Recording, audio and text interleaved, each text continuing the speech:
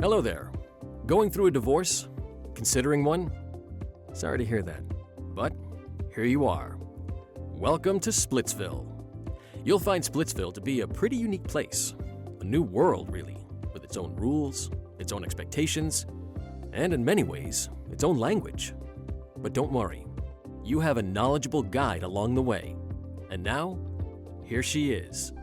Hello, and welcome to Splitsville. Today, we're very lucky to have Jenevieve Wardell with us.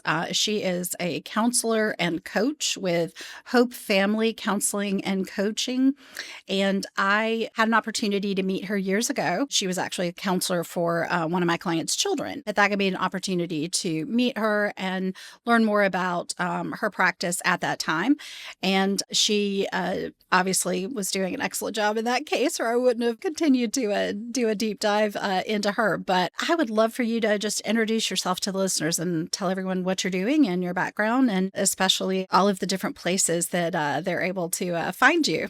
Thank you so much for having me, Leigh. My name is Jenevieve, and I am a licensed professional counselor. I'm actually near Memphis right now. I have a small private practice in Hernando, Mississippi. But as you mentioned, we first met in Charlotte, did a lot of high conflict work in Charlotte, and I'm actually licensed in Florida, North Carolina, South Carolina, Tennessee, and Mississippi, and provide services to folks in all of those states, actually. Actually, I don't think I have anyone in Tennessee right now, but all of the other ones. And I do a lot of work with children. So I work with children that live in two homes, children whose parents are going through divorce. I also do reunification, and I do other things as well. I work with people that have grief and chronic pain and other mental health disorders. But a lot of my focus is working with children, and specifically children that live in two homes. Yes, that's great. Today, we're going to be focusing mostly on the coaching aspect of your practice. I am a big advocate of counseling and therapy for people going through conflict situations, litigation of any kind, particularly divorce. I believe it helps them. I see a big difference when I'm working with clients that have the additional support of counseling and therapy. So I want to put that out there. But today, we're not going to be focusing on your role as a therapist in a family's life, but as a coach. We have co-parenting coaching, which is when you're working with both parents, and then also the individual coaching, where maybe you're just working with one person. Can you explain those co-parenting coaching and separate coaching, explain what they are and how they're different from therapy? Sure. So I'll start with therapy because that's obviously the main thing that I do. So for therapy, you're going to have a licensed professional counselor. And it typically requires a diagnosis. We diagnose people using the DSM-5 text revision, and that diagnosis is sent to insurance. So you've got insurance involved, and it's a deeper dive into whatever issues a person has. Counseling is fantastic because you do get to delve more deeply into a person's issues. And the other thing that's wonderful about it is if a person has a specific issue, you can find a therapist that is specifically trained in that or certified in it. So if you have a client that's struggling with alcohol abuse, you can find a substance abuse counselor. If you have a client that's struggling with anxiety, you can find somebody that specializes in that. So that is a very personal, intimate, deep dive into working on someone's problems. And then you've got co-parenting, which is also provided by a licensed professional counselor. And you did an excellent podcast on that sometime back where you really went through all the ins and outs of co-parenting. But specifically, it's provided by a counselor. It does not require a diagnosis or billing to insurance. Co-parenting works best when you have two parents who have some ability to communicate. And they typically have the same overarching vision for their child. The big issues they typically agree on. They're not going to agree on everything, but typically the bigger ones they do, and they're willing to try to work together to make joint decisions for the kiddo. It works best, like I said, if they have some ability to communicate. And then there's different kinds. So there's cooperative co-parenting, which is kind of the one I was just describing, where the couple is able to communicate, they're able to collaborate, and then the co-parenting coach comes in and just really helps them make decisions, maybe hone their communication skills and work together. Then you've got conflicted co-parenting, where they still may have that overarching vision and they're trying to communicate, they're trying to work together, but it's more difficult. So a co-parenting coach will really try to help them come to the decisions they're trying to make. And then you have parallel co-parenting, which is basically, and you kind of described this in your podcast, it's almost like the child has two different lives, one in one parent's home and one in the other, because the parents really struggle to communicate. They may almost communicate not at all. So that's kind of how co-parenting works. It is collaborative, it is child-centered, and it works best when people have some ability to communicate. And then you and I kind of talked about last week, sometimes parent coaching, individual parent coaching kind of comes out of that. So if parents have tried co-parenting and maybe it hasn't gone well, it can be court ordered. So sometimes they have to try it. But other times, if it's not court ordered, maybe you have one parent that wants to do co-parent coaching and the other one's not interested, or they have so much disdain for the other parent, they don't want to be involved, whatever the case may be. That's a lot of the time when parent coaching will come in. And parent coaching is working with one parent. It's not psychotherapy or counseling, which is the first example I gave. And it's obviously not co-parenting because it's just working with that one parent. Some of those parents actually do, like I had one case I worked on. So she had me as her parent coach, and then she still had an individual therapist. So they may have multiple things going on. But parent coaching, really, I love it because it focuses on helping that one parent parent their child in a high conflict situation. So it helps them focus on how they want to manage their home, what's important to them, how they want to communicate to their child, and what they're going to do in that situation, especially if they have another parent that's not willing to communicate with them, or it's just not going well. Thank you. Can you give us some specific examples of perhaps an issue that, a parent in individual parent coaching would come to you with, so people can get sort of an idea of the process and how you handle it? Sure. So I had a client that I worked with years ago, and I worked with the mom. I believe they had tried co-parenting, but I worked with the mom. And so she brought several issues to me, but one of the issues that we worked on was communication. So when she would send her daughter to dad's house for parenting time, dad would take the child's phone for the week. So then mom was like, okay, I'll buy a watch, right? So that they can at least call and text. So then started sending child with the watch. So eventually dad started taking both, like for the entire week. So this was distressing to the child. They wanted to be able to contact their mom, and they would be coming back to mom from dad's parenting time very upset, have lots of questions, want mom to solve it, all of the things. So we worked on what mom can control, right? Because there's so little that you can control, not only in life, but also in divorce situations. So what is her response going to be? What is she going to tell the child? If and how she's going to try to solve this problem. It is so, so, so important in any divorce work that parents not speak negatively about the other parent. So we work a lot on how are you going to respond? What are you going to say that's true, but we're also not going to denigrate the other parent. So that's one example of an issue we worked on. And so that's specifically, you have a child coming back and having questions because of what they're experiencing or whatever they're observing at the other parent's house. And you're really trying to talk through, how do I answer this child's questions? How am I parenting and yet also not causing additional, conflict or negatively discussing the other parent? Correct. Because the little girl's question was, I don't understand why at your house, I can call or text daddy anytime I want. But when I go to dad's house, I'm not allowed to talk to you. So coming up with, like you said, what is an appropriate, honest, positive way to answer that? And we come up with scripts for parents. That's what we work on in coaching. What are you going to say? How are you going to respond? Who do you want to be in the story, if you will? And do you also have some examples of how you might work with someone about, let's say this in this particular example, this person wants to have the conversation with the other parent. I don't understand why you take our daughter's phone when she comes, to your house and prevent me from having contact with her when I don't do that to you. So you mean working specifically with how one parent will talk to the other one? Yes. Mm-hmm, absolutely. So we do work on that. And like I said, having a script for that as far as, because what we want to say and how we want to say it can be two different things. So making Correct. sure I know what. Yeah, my example was blunt. No, I love that. And I'm typically blunt too. So making sure that they're communicating what they want, but they're doing it in the most helpful way. And we do come up with scripts for that. I've even that particular case too, the child was on medication for anxiety and dad wanted to pull her off and mom wanted her to be on. So we worked on, okay, what are you going to say to dad about that? How are you going to, in the meeting with the medication provider, advocate for your child? In coaching, you can work on any conversation, whether you're going to have it with the other parent, with the child's therapist, with their medication provider, their teacher, anything. One thing that when you were talking about the child's conversation with the mother, one thing I believe that parents struggle with is the confidentiality and the honoring their child's, privacy. How do you recommend that parents deal with the disclosures that their children are making to them about something with the other parent? How do you suggest that they handle, taking in that information as far as reacting to it or not reacting to it? You mean specifically how they're reacting to the child?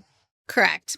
Child comes, gives you information from the other house, and it obviously is, causes you some issues. How do you coach people through how to handle that disclosure, I think the first thing that you always want to watch for is safety. So if it's a safety issue, then that has to be addressed. If there's concerns that the child may be unsafe or that unsafe things are happening in the home or illegal things are happening in the home, that always, of course, has to be addressed. And that actually, to bounce back to the coaching, I wanted to say safety planning is something I work on with parents too.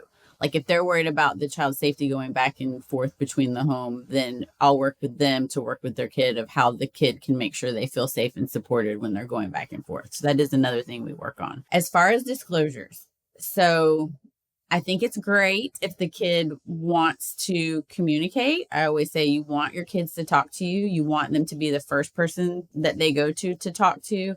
But having, no matter what the disclosure is, trying to have a very level, even response. It sounds silly, but one of the phrases I always tell my parents is an important thing for them to remember is don't freak out. I tell people that have 5-year-olds and people that have 15-year-olds. I'm like, if you can just remember that and just listen calmly to your child. And then, like I said, if it is a safety concern, then you're definitely going to have to address it. If it's just a difference in homes, because one thing I work on a lot with coaching is and I do this with children too, each home is different.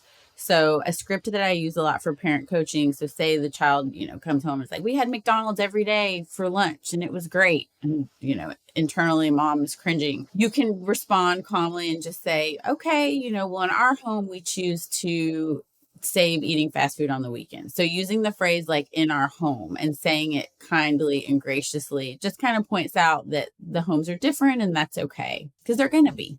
It's true. I know a lot of parents can get worried that there's going to be blowback on the child if they share a non-safety issue. But, perhaps it's something that's making the child uncomfortable or it makes the other parent uncomfortable. But it's not really what you're talking about where there's like a physical safety harm or even serious emotional harm. Just, one of those things that's concerning. And parents worry about bringing that up and, to the other parent because the only source they have for the information is, of course, the child. Do you have any suggestions or guidance in those kinds of situations? Can you give me a specific example? When this one's not safety, but, you have a parent that learns through the child that they're not going to bed until very late, there's just no bedtime. And yet it's clear that the other parent, when they get the child back, mother or father, that the child is exhausted. There's, dark circles or they chronically get sick or something like that. So, you're not in the home. There's no way for you to know when they're going to bed other than the child telling you. So you want to address it with the other parent. What are some suggestions when, you're definitely kind of going to be throwing your child under the bus if it's something that's really bothering you? You've got to talk to the other parent. I think that's a big, sleep is important. So sleep, nutrition, missing school, right? Those are big topics. So I would say choose your battles. But as a parent, if you feel strongly convicted that it's something you need to talk to the other parent about, do so. Do you think that they need to tell the child, by the way, this to me is important and I want to talk to your mother about this or your father about this? Do you feel like making sure you give the child a heads up? This is going to be shared. I think so.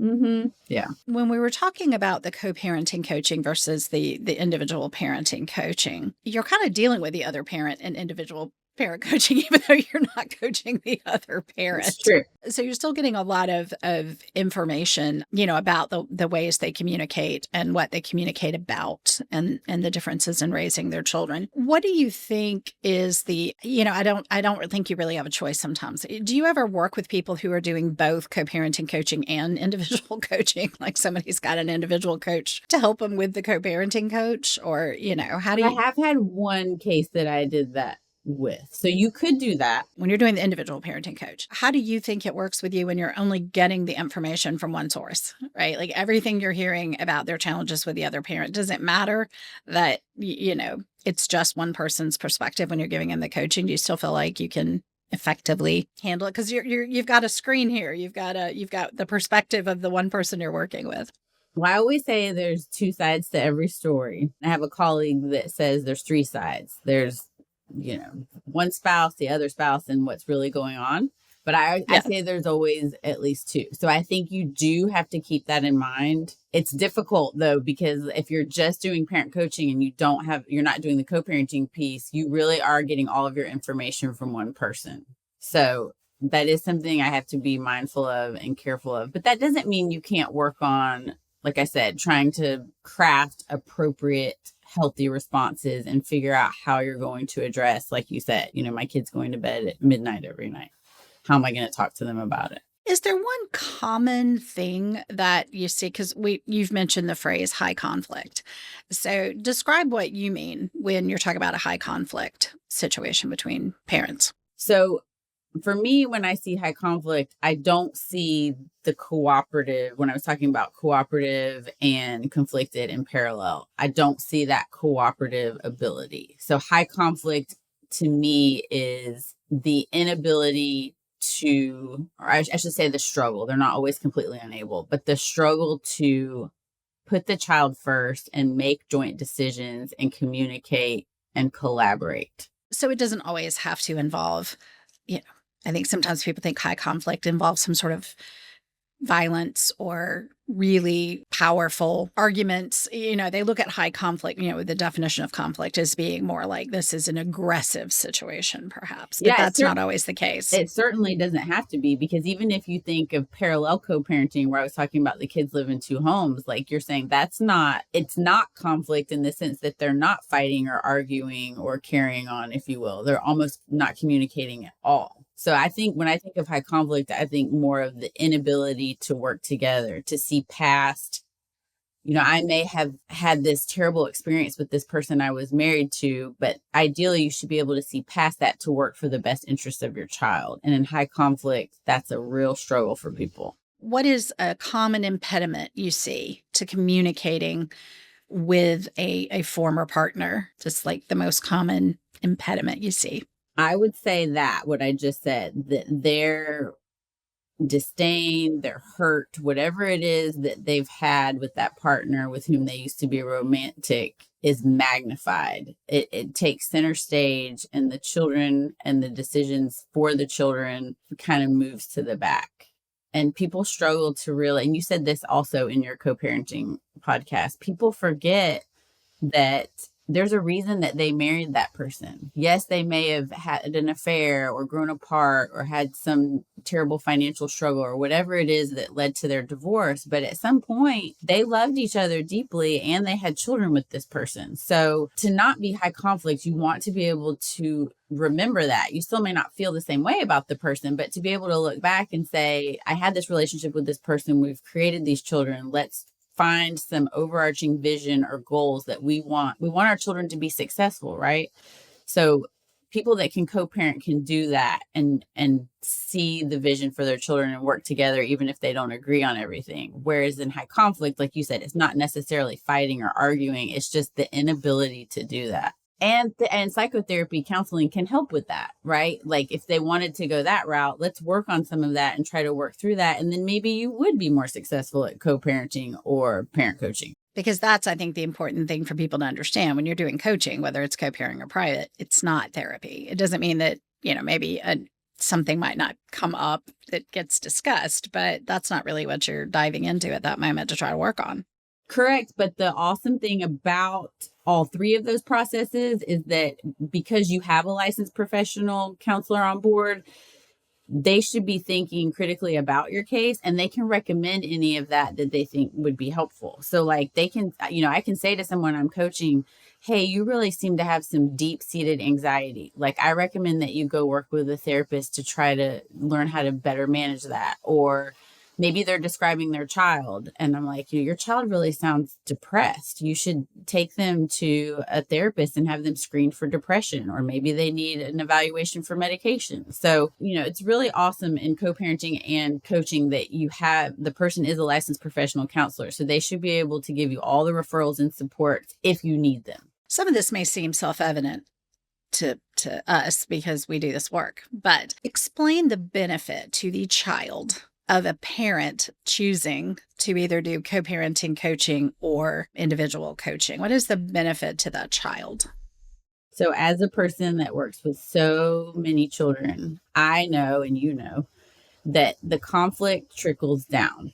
So when there is conflict or when there's an inability to communicate between parents, when things are not going well, even if it's that they're not communicating at all, maybe they're not arguing, they're just kind of icing each other out, it always trickles down to the kiddo. So if you have parents that are willing to do co-parent coaching, or just a parent that's willing to do coaching so they can work on their responses and what goes on in their home, it reduces conflict, which then promotes better mental health for the children because they feel it. I see it in this room when I work with them. They feel the conflict. And so if they have parents that at least are trying to work together, it makes them emotionally healthier. I firmly believe most of the people I work with, they really truly do care about the impact that their life is having on their children. Sometimes they don't see the impacts as clearly maybe as somebody who's outside the household, but I know they care. What's the benefit to the parent that's participating in this process? What do they additionally get out of it in addition to the help that they're having dealing with the conflict? What's sort of an overall benefit to them as well as a person if they choose to participate? I think it really helps people take their power back because like I was talking about before, and you spoke about this in your last podcast, you and the gentleman on there were talking about how, and we do this in life too, but in divorce or separation, people go in thinking, I'm going to be heard, I'm going to get what I want, things are going to go my way, and sometimes they don't. And so it's a lot of change involved in separation and divorce and loss, and people often feel like they have lost some sense of control, at least over some areas of their life. So coaching, I feel like because it allows people to kind of take some of that back. How am I going to respond in my home? How am I going to manage my home? What are the rewards and consequences in my home? What are our belief systems in this home? What are the things that we uphold that we're really going to try to drive home to our kids? And then it helps the parent have a sense of control over what's going on in their home and then how they're responding. Because there's a difference between reacting and responding. So it's more thoughtful, and then the parent feels more at peace. So I think it's good for everyone. No, that's a great point. I love what you said about responding versus reacting. Gosh, even in our office, I'll get an email or something and, the whole office will laugh because, I'm like taking a lap around the office before I respond because everybody gets triggered. Of course. Yeah. Everyone, in life. So you may have to think about this. I don't want to put you on the spot, okay. But given that most people who might be tuning into this podcast are going through a separation or divorce, and if they're choosing this one, they have children. So this is your opportunity for a PSA. You're getting a chance to say one thing or a couple of things that you wish you could tell every divorcing or separating parent.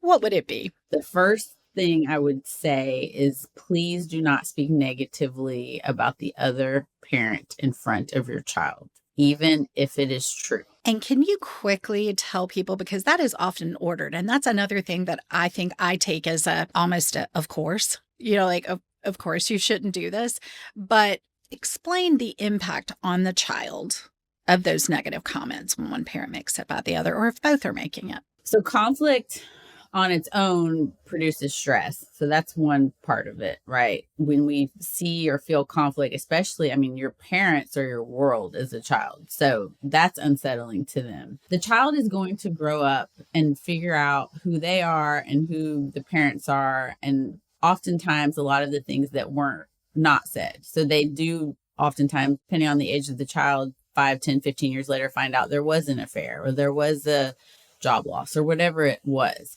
But they need to be focusing on, I always tell kids and adults, there's kid problems and adult problems. So a kid problem is not that dad had an affair. That's dad's problem. We have tons of research to show that children need both of their parents and they need to have healthy relationships with each parent. So by saying something disparaging, you are damaging that relationship, which therefore could damage their relationship forever, but definitely negatively impacts the child's mental health.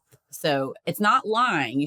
I always tell parents, do not lie to your child, but there's always an appropriate response to, even if they're asking you a point blank question, there's ways around it so that they discover things in an appropriate timeline, in an appropriate way. And that until then, they get to have both of their parents and love them, because that is what kids need.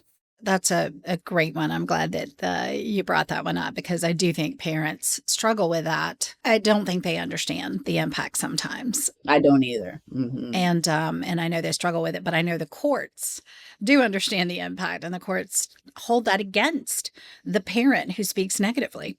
Mm-hmm. So I think, as a attorney, I'm like, it's not just good for your child. Even if you don't believe me that it's bad that, you say this to your child, I will tell you it's bad for your case, because when this comes out, and it will come out, the judges absolutely abhor that sort of behavior, more so than, and often cases, than what the other person did. Mm-hmm. I tell people that in coaching too. I'm like, please do not speak and like speaking to the court process. I'm like, it will not go well for you. It's terrible for your child, but it's not going to help you in court. It doesn't. I mean, you know that. Yeah, whatever works to kind of keep them from doing it right. Whether it's fear of the court or true understanding of the process. But Jenevieve, I appreciate so much you taking the time to do this. Like I said, I wish that it was free for everyone, that we could, have attorneys and financial analysts and counselors all involved with the process. But I truly feel that the investment in good coaching therapists through this process is worth every dime paid. And I believe it cuts down the cost of the litigation, and it prevents people from coming back to court. I think it prevents sometimes them having to put their children in counseling or keep their children in counseling. So I just really appreciate you taking this time to explain it from your perspective, so that hopefully we can encourage more people to take advantage of the resources that are out there. Thank you so much. Yes, thank you for having me. Great. And listeners, remember that you can find contact information for her on the show notes, and we'll be able to reach out to her directly if you'd like to. So there you have it. Another neighborhood of Splitsville explored. There's still so much to learn here, so I hope you'll tune in to the next episode. While Splitsville is not a fun place to be, thankfully it is full of helpful people, valuable resources, and sound advice, if you know where to look. See you next time. The insights and views presented in Welcome to Splitsville are for general information purposes only and should not be taken as legal advice for any individual case or situation. Nor does tuning into this podcast constitute an attorney-client relationship of any kind. If you're ready for compassionate and reliable legal guidance on your journey, contact Leigh Sellers and her team at www.touchstonefamilylaw.com.